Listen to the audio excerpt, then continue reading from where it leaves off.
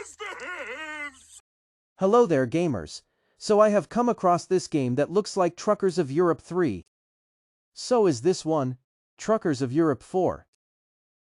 And the crazy thing about this game, guys, it looks so exactly like TOE3.